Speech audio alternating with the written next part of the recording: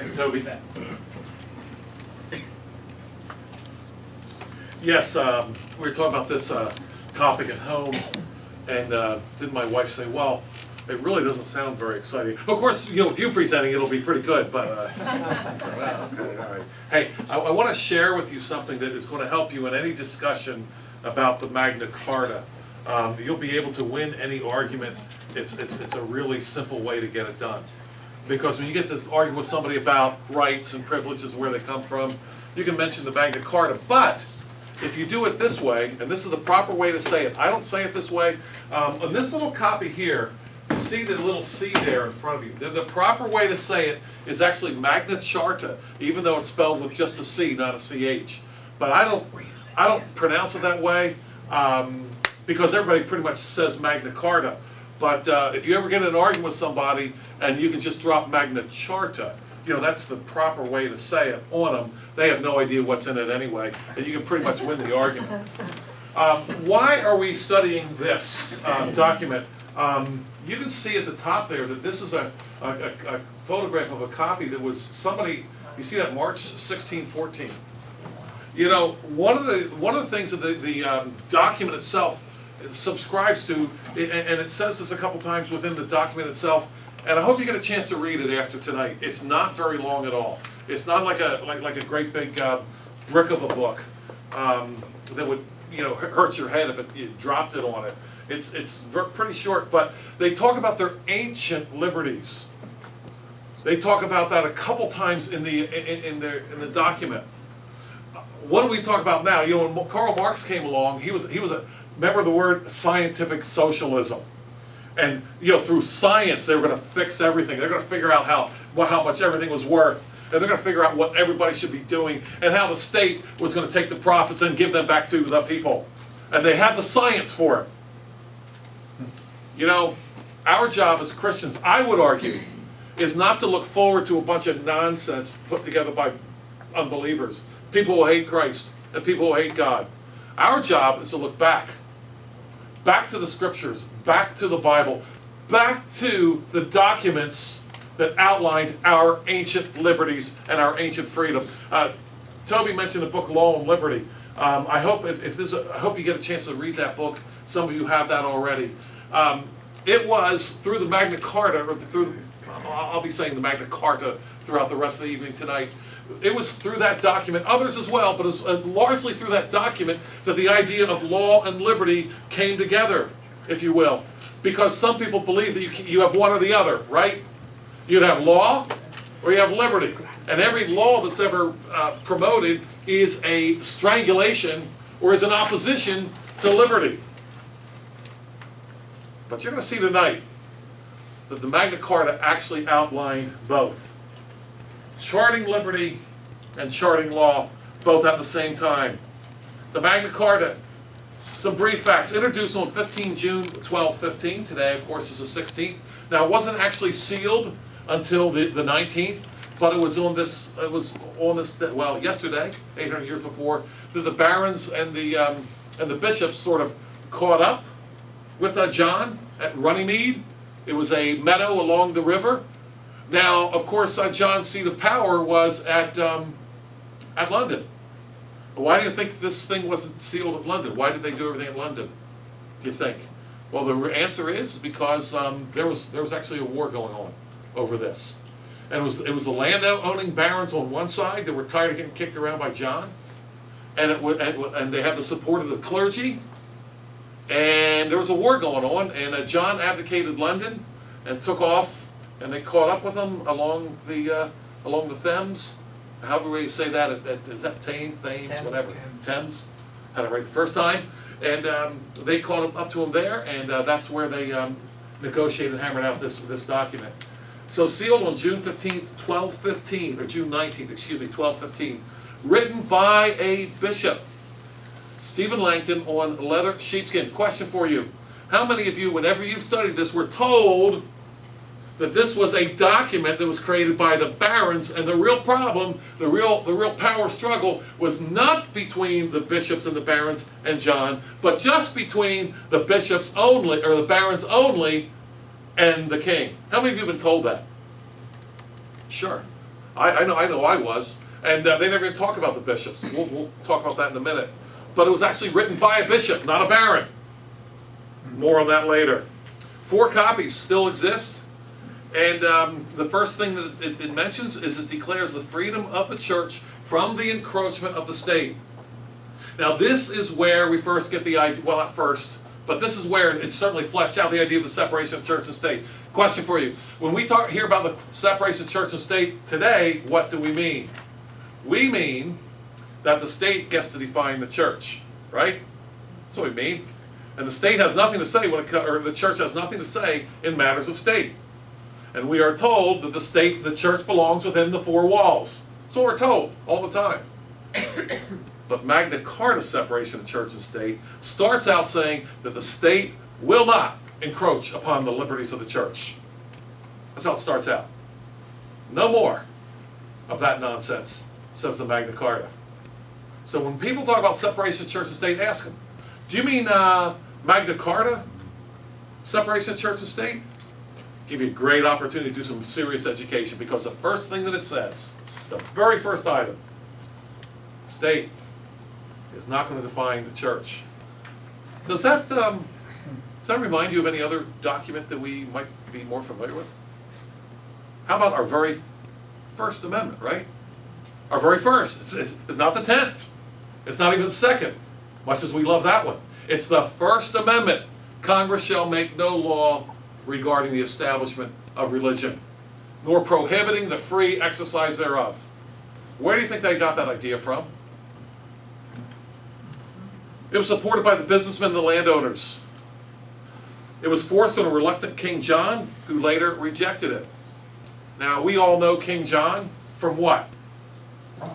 Robin Hood, right? Yeah. I personally believe, I've read a little bit about Robert of Locksley, or Robert Locksley, and some people call him a mythical figure. I don't think he was completely mythical, and I do believe there's a lot more truth to the whole Robin Hood series than what you think. Now, we're to come back to one item here. Do you remember, and the only one worth watching, frankly, is the Errol Flynn Robin Hood. Forget the other ones. Don't even bother. Do you remember Maid Marian, what she was in that movie? Ward? She was a ward of who? King Richard. She was King Richard's ward. That's exactly right. And what happened was, he had wards all the time, because it was during the time of the Crusades, and maybe the knight went off, the castle owner or the farm owner went off to fight in the Crusades. Might not be heard from for years. Well, after a while, what happened to the property and the people of the baron, if you will? They became wards of the king. More on that a little bit later. It was first, we'll talk about King John, who later rejected it, and what happened to him. It was first embraced by Pope Innocent III, and recognized the pre-existing connection between liberty and law via the Bible. Now, it starts out John, king by the grace of God, mentions his grace a couple of times. We tend to look at that today because we're filled with the nonsense we've been told by our godless educational system. You know, we say John by the grace of God. Yeah, they just have some space to fill in. No. But when they say John, king by the grace of God, what they're saying is, hey John, and it was written then in the first person when he had to seal it. John is king by God's grace. John, grace, another word for favor. John is king by the favor of God. That's how he gets to be king. So he better pay attention to God when he's king, when he's doing his king thing. That's the point of that. Introduces interposition into English law. Now that's a topic we don't know too much about. Now let me ask you something. Why do you think we have all these different levels of government? Why do you think that was introduced? The better to tyrannize you, my dear? You know, so we have different levels of tyranny? Or maybe we had different levels to defend us from tyranny. Maybe. See, that's what happened on the banks of the Thames at Runnymede. It was a wicked king that we'll talk about a little bit later, of some of the things that he was doing. It's terrible what he was doing to people. And some bishops and barons stepped up, and they put a stop to it. They said, no more, we're done with this. So here we are, there's our buddy, King John. There he is, looks a little bit, yeah. And, sniff, who are you to tell me what I can and can't do? I'm king, after all. Don't you understand what king means? I get to make law. And if I break the law, then I just made a new law, right? Right? That's easy. We've all played with people like that, right? Change the rules as you go. The guy who gets to change the rules as he goes never breaks a single rule, right? Because it's not a rule. It's not a law. Yeah, King John. He had eliminated all contestants to the throne. John was known for theft, murder, cowardice, and duplicity. All. He was a murderer and a thief.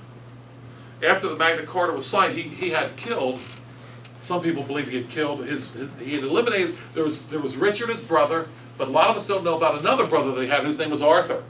Arthur had the right to the throne from their father Henry. John found a way to get rid of Arthur, and once Richard then was out fighting the Crusades, that's when John becomes Prince John. Remember in the Robin Hood series, he's not King John yet.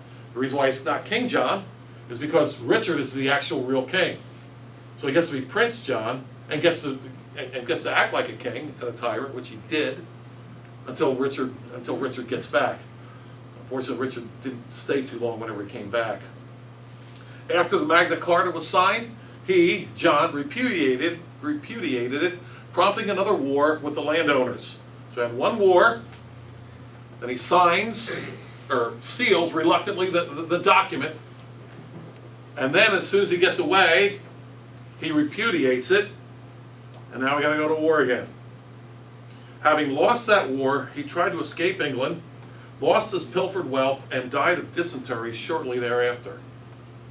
Now, I'm not going to make any kind of applications out of that, but kind of an amazing way to die when you're King John, right? He lost everything, every way. Lost his wealth, and with dysentery you kind of lose everything else, and nothing left but dysentery, form of intense diarrhea, of course, and dies. So that's John. He dies in 1 year after this is sealed. 1 year, dies the next year in 1216. Another guy dies the next year, and that's the Pope who first supported it. Pope Innocent III then turned against it and managed to involve himself in it. That's Pope Innocent III. Oh look, we happen to have a modern photograph of Innocent III. How about that? He looks vaguely like the British actor Alec Guinness. You might see a resemblance in this old photograph of King John. Obi-Wan Kenobi for some of you. Yeah. All right, so yeah, that's the Pope there. My dearest son, errors will be forgiven. You know, of course, dispensing favors and forgiveness and benefices and so forth to whomever, like so much confetti, I suppose. And not only that, but where has your toy collection been without this? Pope Innocent III action figure.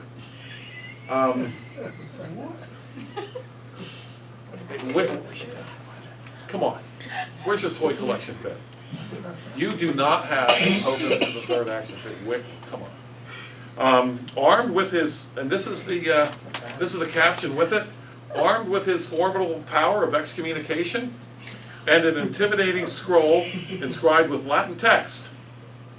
This 6-inch tall, hard plastic model of the youngest pope will soon have all of your other action figures lining up for confession. Read the back of the illustrated blister card. Oh, what a blister card is. Sounds formal, doesn't it? A blister card. And you'll find that Pope Innocent III was a good guy in all respects. He was a patron of the arts, cared about orphans, built a hospital, and reunified the Papal States. Doesn't that sound like your standard politician today? Really does. Let me read that again. See, he was a patron of the arts, cared about orphans. The guy knew how to kiss the babies, right? Built a hospital, I'm sure with his name on it, and reunified the Papal States. And just in case you haven't been sold yet, comes with removable Pope hat. Pop the Pope hat off, put it back on again. And I was about to purchase this action figure, but we had a problem with the price. It's $11.99. I was about to write an email saying, can I get 2 for $20? But then I realized they were sold out. So I will be without the Pope Innocent III action figure. Not sure who is behind that. All right, enough of this nonsense. Okay, back to the Pope Innocent III. Some people believe he originally supported the Magna Carta. The evidence is there that he did, and thus lent even more legitimacy to Stephen Langton. The Pope had appointed Stephen Langton the Archbishop of Canterbury. Innocent III eventually turns his back on the Great Charter when, get this, John offers to pay taxes to the Roman Church, a promise on which he made good. So at first the Pope supports it. John says, I can scare up some money that I can give to you, and the Pope, in exchange for turning your back on Stephen Langton and the Charter, the Pope actually wound up suspending Stephen Langton for 2 years as a result of all this. Now remember, this was in 1200. The Pope did not have the power that he has today.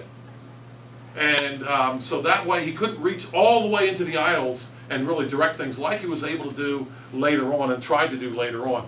Always, if you know the history of him, this is something you should know, and this has to do with the great God that we serve who created geography. The Pope had a long reach into Christendom, a long reach, but he always had trouble reaching across the Channel into England. And you'll recall that Henry VIII actually kind of broke away, was one of the first ones to break away from the power of the Pope. And so we see that there was no Reformation here at this time. The Pope was trying to control things, but it was just at quite a distance, and he had trouble doing it.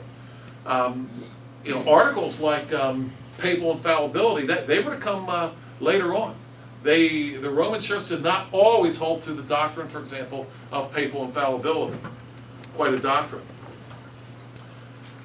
Now we have the barons and the landowners. They look a little bit kind of modern here too. Not sure who snuck this picture from 800 years ago, but looks more like a collection of reenactors, perhaps in England someplace. The barons or landowners, tired of tyranny, they turned to the clergy headed by Langton for some kind of relief. They fought and overcame John, forcing him to accept the terms of the charter. They apparently understood the importance of the church in a struggle with the civil magistrate. One of the lessons we have to learn, my friends, is that as the arm of the state gets tighter and tighter around you can feel it getting tighter and tighter around your neck. State, the power people, they're not scared of this little group and that little group and that little tax-exempt group sitting over there. They fear the church. If the church is ever something to be feared. Remember Herod? Remember Herod? The New Testament? He could do pretty much whatever he wanted. And no one was going to stand up to him. He even had the clergy in his pocket. You know why? Because one of his ancestors, another Herod, had built them the beautiful temple, right? So he kind of had them in his pocket. He wasn't too worried about them. You remember when the scribes and Pharisees challenged Jesus over taxes? Remember who they showed up with? Their buds, all of a sudden? The Herodians, remember that? Yeah, we're tight. We're together. Here. Now, Herod was scared of just one guy that I know of in all the Bible, and that was John. One guy. Why would you be scared of this goofy guy out there in the wilderness with eating locusts, for Pete's sake? Honey, camel hair jacket. Why would Herod be scared of him? You know why? Because John was more scared of offending God than he was scared of offending Herod. And unless we pastors can get to that point, where we're more afraid of offending God the Creator than we are of offending this guy in a suit who's going to be dead in another few years, even if he lives to be 90. We will be ineffective at challenging the tyranny that's everywhere.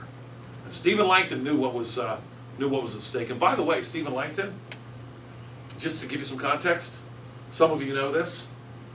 We know that the Bible is separated into verses. Now, some of that came already, right? Psalms, Proverbs, sort of.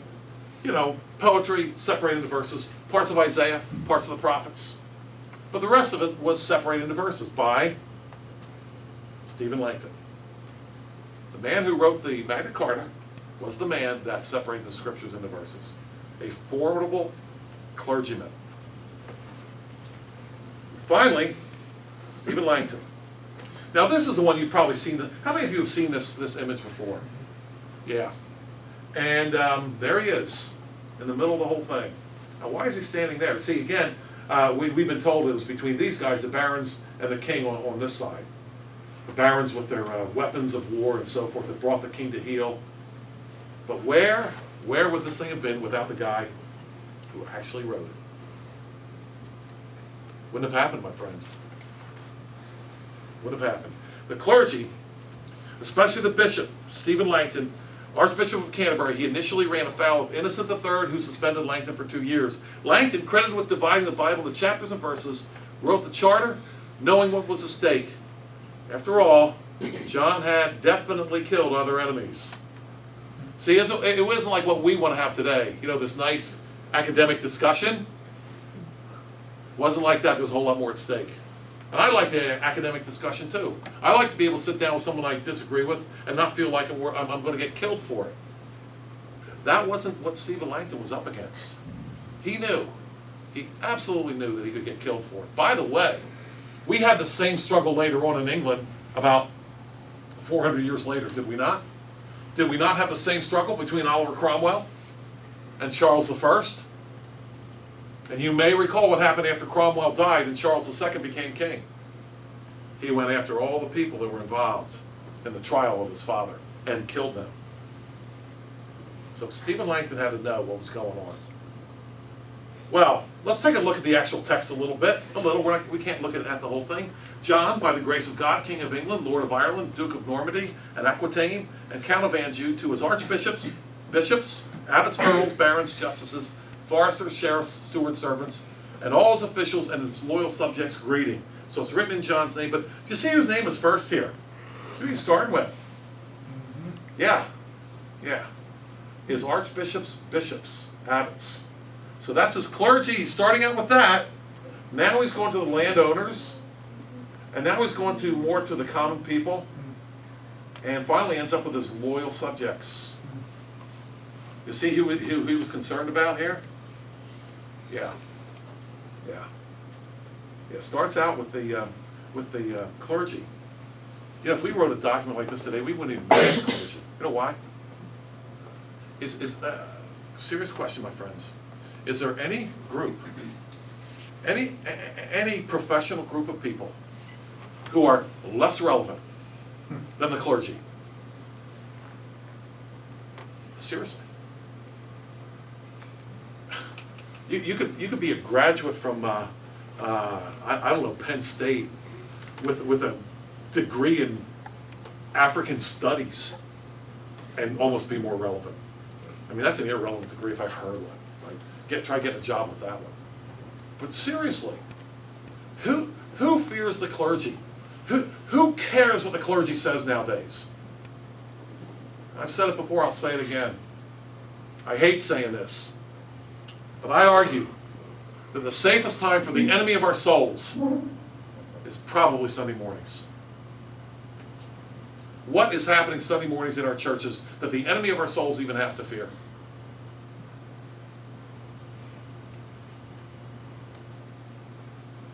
Genesis 1:1, in the beginning, God created the heaven and the earth. Now, what am I saying that for? Well, it's always important how you begin, isn't it? You set the tone in the document for what this document is going to be. And it starts out, John, by the grace of God. Almost sounds like Genesis 1:1. In the beginning, God. Okay, it doesn't sound exactly like it. But that's getting your priorities right, is it? No. John was king by God's grace, not by his grace. He didn't have any. First, that we have granted to God, and by this present charter have confirmed for us and our heirs in perpetuity, that the English church shall be free and shall have its rights undiminished and its liberties unimpaired. And listen to what Paul says to Timothy. But if I am delayed, I write so that you may know how you ought to conduct yourself in the house of God, which is the church of the living God and the pillar and ground of the truth. First of all, our God is a living God. You see, we tend to make him a kind of a dead God, don't we? Academically, put him off in the distance, and he said certain things, we try to do it. He's a living God. And a living God settles scores in time and history.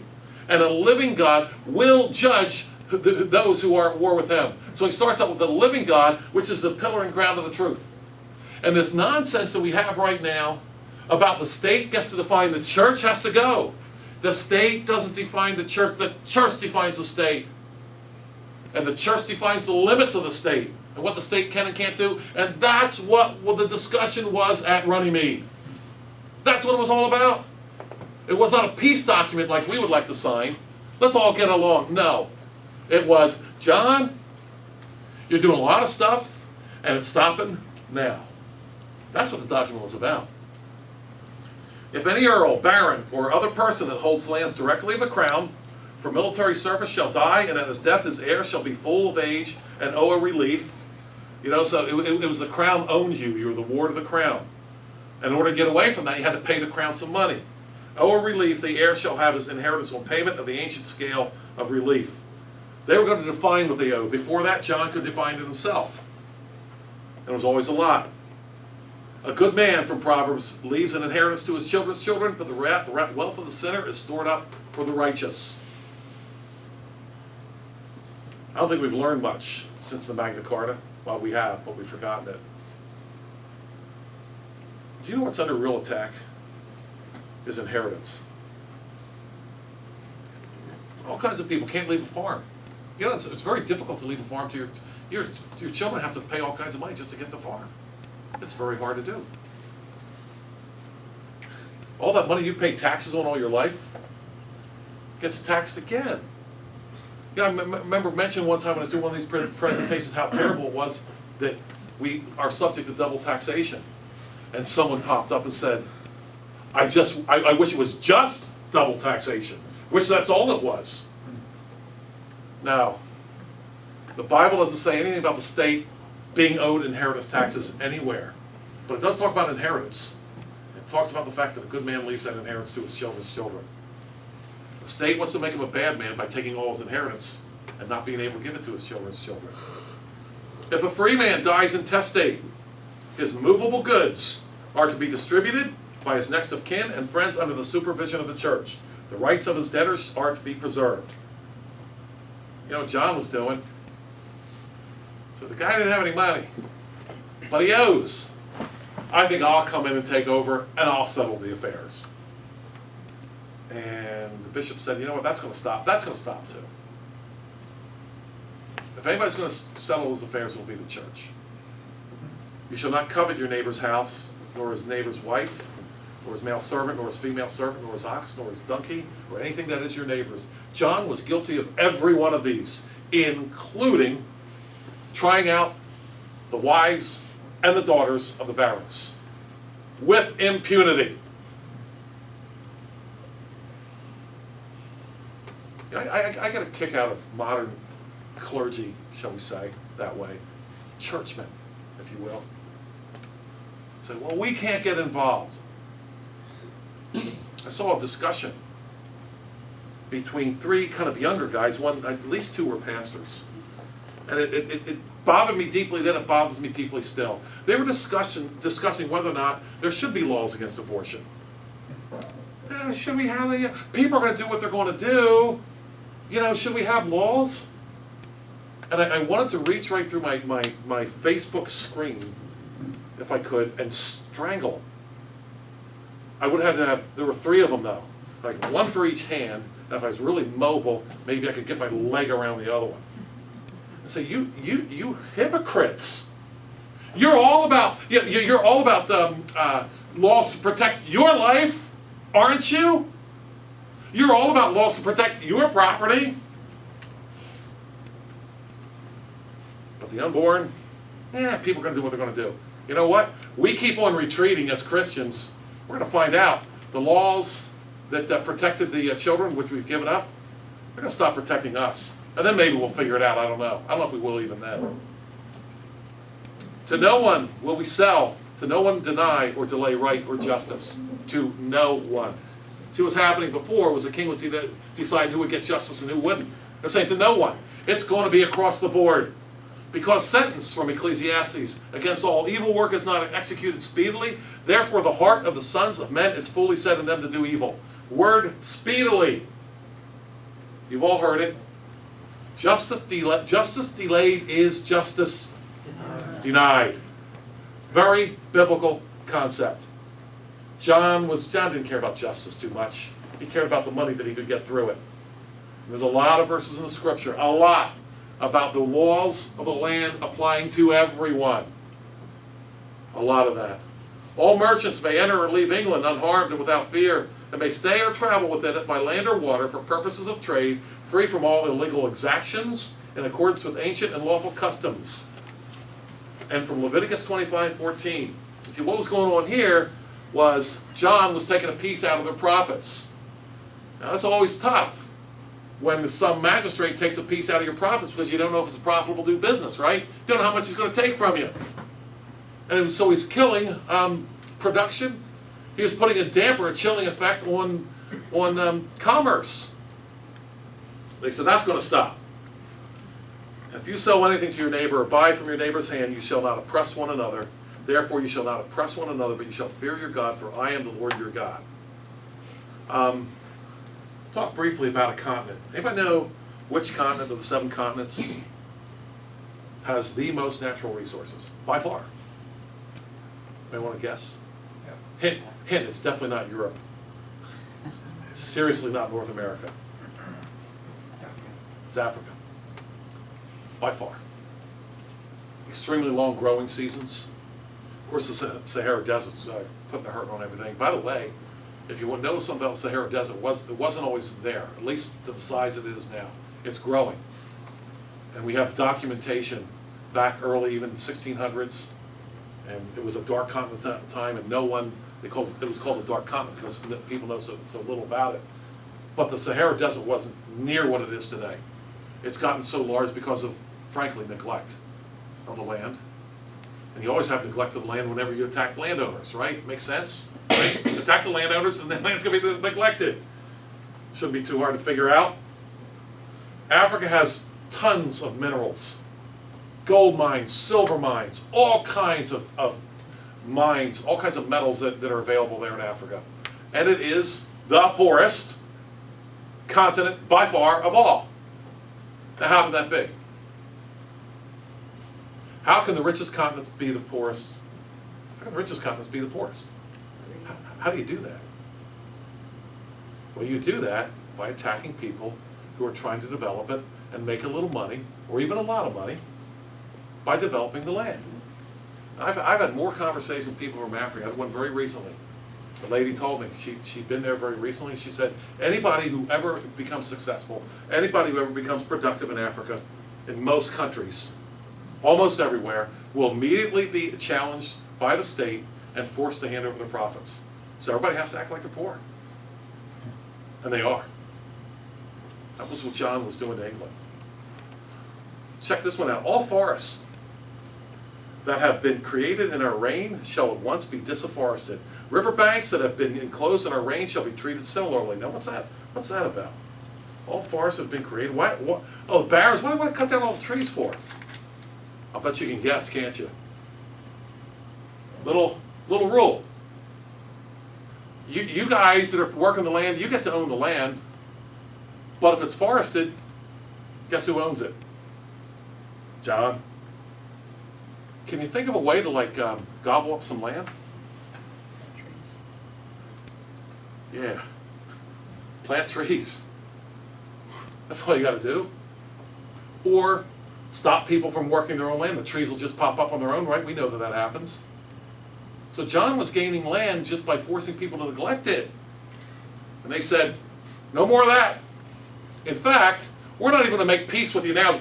See, that's what we would do, right? We would say, okay, all right, John, you get to keep the ones that are forested, okay, but no more. That's what we would say. See, they were fighting this battle of principle, and they said, you know what, John, Big Bad John. By the way, his last name was Lackland. That's another little tidbit for you, Lackland. John Lackland. So John, since you stole that land at the beginning, we're going to give it back. And we're cutting down all the trees, and any kind of riverbank that have been enclosed by you that people couldn't get to, that's being given back to. And Judah and Israel dwelt safely, each man under his vine and his fig tree, from Dan as far as Beersheba, all the days of Solomon. Now, we talked about this once before. We'll just bring it up again. Do you know this verse right here, or this phrase, under his vine and under his fig tree? That was the favorite biblical phrase of a very important historical figure in America. Anybody want to try to guess as to who that was? George Washington. That would be Washington. Yep. Penn is close. Penn, by the way, published the first copy of the Magna Carta in North America. It was William Penn. Yeah, Washington loved that phrase because he understood the peaceful nature of it. When people have their own property and can take care of their own property and are left alone on their own property, which property taxes will never let you do, right? You're never secure in your property as long as you have to pay to stay on it. Washington got it. He understood it. These people were not secure in their property, and the barons and the bishops said, that's going to stop too.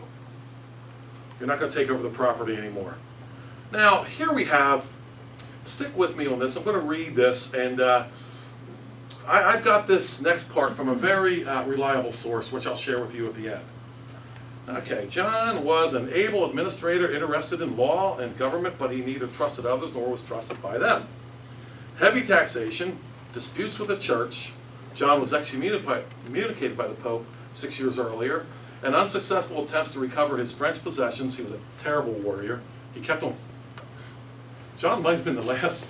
He might have been the last English king to consistently lose battles to the French. I mean, come on, is that embarrassing? All right. He lost to them every time. Many of his barons rebelled, and in June 1215 they forced King John to sign a peace treaty accepting the reforms. It wasn't really a peace treaty.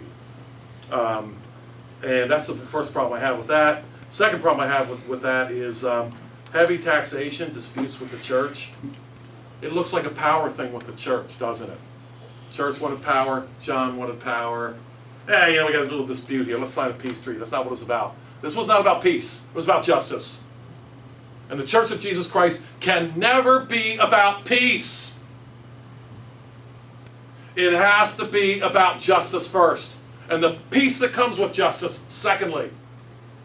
But if we're going to be all about peace first and justice later, guess what? We ain't never going to get to justice. It's just going to be out of our reach. This treaty, later known as Magna Carta, with limited royal powers, defined feudal obligations between the king and the barons and guaranteed a number of rights. The most influential clauses concern the freedom of the church, the redress of grievances of owners and tenants of land, the need to consult the great council of the realm, being barons there and clergy, so as to prevent unjust taxation, mercantile and trading relationships, regulation of the machinery of justice so that justice be denied to no one, and the requirements to control the behavior of royal officials. The most important clauses establish the basis of habeas corpus. You have to have the body, innocent till proven guilty, established. Now, I mean, how many of you were taught that you were taught about habeas corpus, you have to have the body, innocent till proven guilty? We were all taught that in school. What a wonderful doctrine that is, innocent till proven guilty. Not guilty till proven innocent. The burden of proof was on the one bringing the charge. We taught how wonderful that is. We were never taught. We were never taught the direction that it came from. The Magna Carta, written by a clergyman. We're all excited about the results. Hate the source. That no one shall be in prison except by due process of law, and that no one will we sell. To no one will we sell. To no one will we refuse or delay right or justice. We saw that a little bit earlier. The charter also established a council of barons who were to ensure that the sovereign observed the charter, with the right to wage war on him if he did not. Have you heard about this? The right of those who are oppressed to make war on the oppressor, codified and sealed by the oppressor himself. Wow. Wow. This is huge. Of course, it sits in our history books and we don't even know about it. Magna Carta was the first formal document insisting that the sovereign was as much under the rule of law as its people, and that the rights of individuals were to be upheld even against the wishes of the sovereign. No more I am the law, right? No, there's a law above the king now. As a source of fundamental constitutional principles, listen to this paragraph. As a source of fundamental constitutional principles, Magna Carta came to be seen as an important definition of aspects of English law, and in later centuries, as the basis of the liberties of the English people. Did you hear that? The basis of the liberties of the English people. The basis. Now, of course, it has a basis underneath, and that's the Bible, the Word of God. But I got this from a pretty reliable source. That would be the official website of the British monarchy. Now, if you can't trust the official website of the British monarchy when it comes to Magna Carta, then who can you trust, right? Actually, because after all, it was the British monarchy that was limited and defined by the Magna Carta. So I think that's a pretty decent, reliable source there. At Runnymede, from Rudyard Kipling. At Runnymede, what say the reeds at Runnymede? The lissom reeds that give and take, that bend so far but never break. They keep the sleepy Thames awake with tales of John at Runnymede. At Runnymede, oh, hear the reeds at Runnymede. You mustn't sell, delay, deny a freeman's right or liberty. It wakes the stubborn Englishry we solemn roused at Runnymede. When through our ranks the barons came with little thought of praise or blame, but resolute to play the game, they lumbered up to Runnymede. There they launched in solemn line the first attack on right divine. The curt, uncompromising sign, or seal, that doesn't rhyme. They settled John at Runnymede. That's quickly become one of my favorite phrases ever. They settled John at Runnymede. Oh. There are some serious people that need some settling. At Runnymede, your rights were won at Runnymede. Not created, won. No freeman shall be fined or bound or dispossessed of freehold ground, except by lawful judgment found and passed upon him by his peers. Forget not after all these years the charter signed at Runnymede. And still, when mob or monarch lays too rude a hand on English ways, the whisper wakes, the shudder plays across the reeds at Runnymede, and Thames, that knows the moods of kings and crowds and priests and such like things, rolls deep and dreadful as he brings their warning down from Runnymede. It's a good warning, and Charles I felt it at the hands of the British Parliament. Well, to wrap up, what can we learn? Well, three things. Number one, what would today's churchmen say to the bishops of King John's day? Would they encourage them? Would they stand behind Stephen Langton, or would they lecture him, telling him that he has abandoned the true gospel and traded it for a political gospel?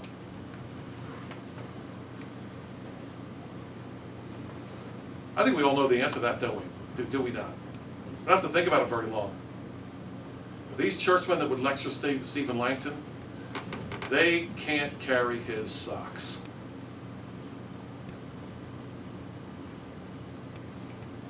Secondly, when it comes to principle, there can be no compromise. I want you to get an idea of how this whole thing worked out and how different they approach this from the way we approach things. When it comes to principle, there can be no compromise. The Magna Carta was not a document designed to extend niceties and coexist with tyranny. That's how we do it, isn't it? Yeah. Please, let's get together a couple of documents so we can all get along. You can keep on killing the babies, but leave us alone in our nice, happy, air-conditioned church. It wasn't that kind of a document. Rather, it was a document that was designed to establish justice. It wasn't about getting along. It was about justice. If our goals within the political sphere are designed to establish peace with tyranny rather than justice before God, we can only expect peace with tyranny. And peace with tyranny is an abomination. That's what we can expect if that's our goal. Let's just get along with everybody. My friends, do you think it was John the Baptist's job to get along with Herod? Show up at the prayer breakfast maybe? Get a photo op with Herod? Think it was his job? Then be able to write back to his supporters, see, I have influence with Herod. See the picture of us together? John would have none of it. John would not be invited to the mayor's prayer breakfast, my friends. You know what? If John would be invited to the mayor's prayer breakfast, that would only be because the mayor had straightened up his act, and not before. Thirdly, we can be sure that in the day of King John, justice was not possible without the influence and authority of the Church of Jesus Christ. That was true in that day, and it's true in ours. Our desire to establish justice without the influence and authority of the Church of Jesus Christ is impossible at best, deadly at worst, and a fool's errand at least. I think we have justice without the kingship of Jesus Christ. Who's going to define it? It's not possible. That's what we can learn from the Magna Carta.